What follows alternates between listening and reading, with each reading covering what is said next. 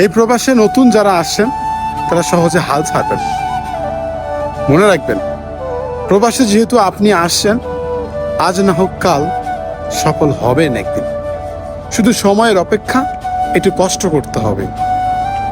সফল হওয়া যদি এত সহজ হইতো তাহলে মানুষ ওই বাড়ি ভিটা বন্ধক রেখে এই প্রবাসে আইয়া গোলামি করতো না মানুষের।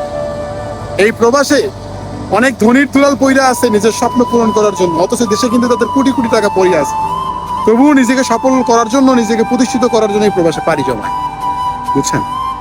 তো সফল হওয়া এত সহজ না। যারা নতুন আসছেন অল্প একটু ধৈর্য ধরেন, আল্লাহর কাছে শুকরিয়া আদায় করেন। মনে রাখবেন, পৃথিবী সবার দুয়ার থেকে ঘুরে আসলে আল্লাহর দুয়ার থেকে ঘুরবেন না আপনি, আল্লাহ আপনাকে ফেরাবে না। আপনি, আমি, আমরা মধ্যবিত্ত যারা, তারা কিন্তু সবসময় ঋণ করেই প্রবাসে আসি। আমরা অনেক কষ্ট করি, অনেক পরিশ্রম করি, এরপরেও কিন্তু আমরা সফলতা পাই না। আর একটা জিনিস মনে রাখবেন, আল্লাহ তাআলা যে জিনিসটা দেয়, অতি সহজে জিনিসটা দেয়, ওই জিনিসটা কিন্তু অতি তাড়াতাড়ি আবার নিয়ে যায়। আর যে জিনিসটা অনেক কষ্টের পর দেয়, ওই জিনিসটা সারা জীবন থেকে যায়। তো জীবনে প্রতিষ্ঠিত হতে গেলে কর্মজীবনে একটু সময় লাগবে, তাই হাল ছাড়বেন না ভাই।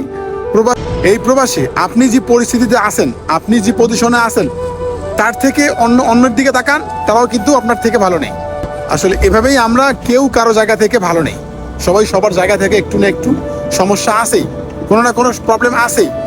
তো জীবনে চলতে গেলে, হাঁটতে গেলে, সমাজে থাকতে গেলে প্রবলেম থাকবে রে ভাই। চলাফেরা, প্রতিষ্ঠিত হওয়া, স্বপ্ন পূরণ করা এত যদি সোজাই হইতো, তাহলে মানুষ এই সোনার শরীর নষ্ট কইরা মানুষের গোলামি করতো না রে ভাই। ঠিক আছে? আমার কথাগুলো একটু মনে রাখবেন ভাই।